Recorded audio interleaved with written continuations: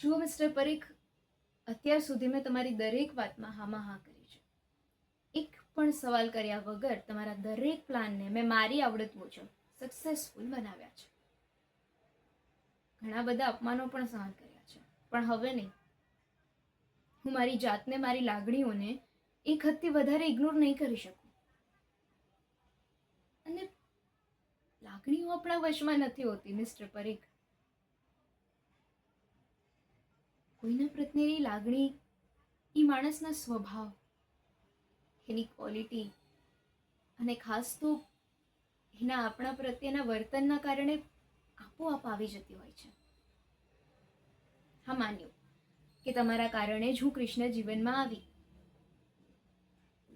પણ હવે ક્રિશ મારા જીવનનો આધાર બની ગયો છે. મને રાધાથી કોઈ પણ ફરિયાદ કે અણગમો નથી, પણ આમ સોરી, હું ક્રિશને મારાથી દૂર નહીં કરી શકું.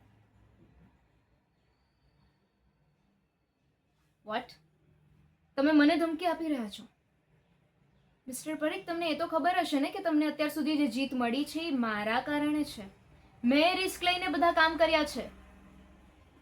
અને તમે એ જાણતા જ હશો કે મારી પાસે બધું જ છે. Banking, power. હું કિયારા નથી, એટલે તમારા બધા પેતરા મારી આગળ નહીં ચાલે.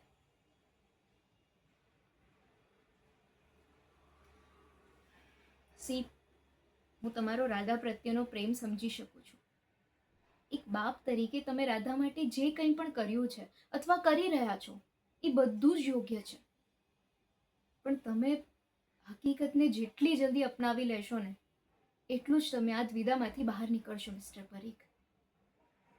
રાધા પાસે હવે વધુ સમય નથી રહ્યો, એ વાત તમને પણ ખબર છે, પણ તમે આ વાતને અડગી કરી રહ્યા છો. જો મારું કૃષ્ણ જીવનમાં આવવાથી રાધાને એક આંચ પણ નહીં આવે. જ્યાં સુધી રાધા છે ને ત્યાં સુધી કૃષ્ણની પત્ની રાધા જ રહેશે.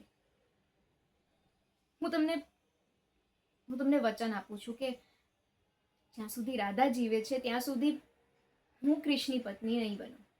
પણ હા, એ વાત તમે યાદ રાખજો કે મને કૃષ્ણને ચાહતા દુનિયાની કોઈ પણ તાકાત નહીં રોકી શકે.